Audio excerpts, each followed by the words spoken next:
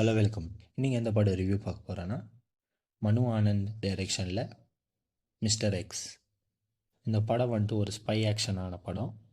American வந்துட்டு சைனாவை monitor பண்ணோன்ட்டு India கிட்ட ஒரு டிவைஸ் கொடுப்பாங்க. அது ஒரு நியூக்ளியர் டிவைஸ் மாதிரி. இந்த டிவைஸ் எடுத்துன்னு போயிட்டு ஒரு மவுண்டனில் வைக்க சொல்லுவாங்க. ஆனால் அந்த மவுண்டனில் ஸ்லோ ஸ்லைடுனால அந்த டிவைஸ் வந்துட்டு மிஸ் ஆகிடும். ஆனால் ரஷ்யா கிட்டேருந்து ஒரு நியூஸ் வரும், இந்த டிவைஸ் வந்துட்டு எங்கக்கிட்ட பத்திரமா இருக்குதுன்ட்டு. ஆனால் ரஷ்யன் கேங் வந்துட்டு இந்த டிவைஸ் எப்படின்னா ஒரு கண்டுபிடிச்சிடணுன்ட்டு ட்ரை பண்ணுவாங்க, ஒரு கேங் வந்துட்டு. அப்புறமா அந்த டிவைஸ் வந்துட்டு பாகிஸ்தான் அவங்களுக்கு குத்துடணும் அப்படின்ட்டு பிளான் இருக்கும். அப்புறமா பார்த்தீங்கன்னா ஒரு இன்டர்நேஷ்னல் மாஃபியா கேங் ஒன்று இருக்கும். அந்த டிவைஸ் எப்படின்னா கண்டுபிடிச்சி இந்தியாவில் ஒரு இஷ்யூ ஆகணுன்ட்டு அவங்களோட பிளான் இருக்கும். ஸோ இவங்களெல்லாம் எதிர்த்து இந்த இந்தியாவில் இருக்கிற ரா ஏஜெண்ட் அவங்க இந்த டிவைஸை கண்டுபிடிச்சாங்களா இல்லையா, அதுக்கப்புறமா என்னென்ன ஆச்சுன்னு தான் படத்தோட கதையாக இருக்கும். இந்த படத்தில் வந்துட்டு ஆர்யா நடிச்சிருக்கிறாரு. ஆர்யா வந்துட்டு குத்த கேரக்டர் ரொம்ப நல்லா பண்ணியிருக்கிறாரு.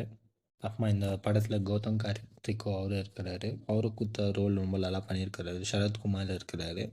சரத்குமார் லுக் தான் கொஞ்சம் இன்னும் நல்லா பண்ணியிருந்துக்கலாமோன்னு தோணுச்சு. மற்றபடி அவர்தோ கேரக்டர் நல்லா கேரக்டர் தான். அப்புறமா மஞ்சு வாரியர் அவங்களும் நடிச்சிருக்கிறாங்க.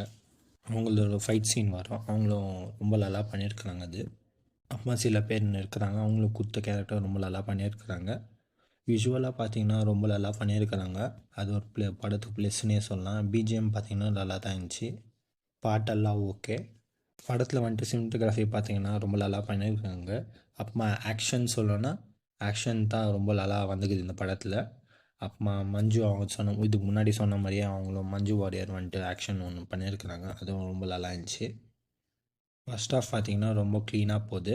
ஃபஸ்ட் ஹாஃப் வந்துட்டு ரொம்ப நல்லா இருந்துச்சு. செகண்ட் ஹாஃபும் நல்லா தான் இருந்துச்சு. செகண்ட் ஹாஃபில் வந்துட்டு ஒரு ட்விஸ்ட் அண்ட் டர்ன்ஸ் எல்லாம் ட்ரை பண்ணியிருப்பாங்க.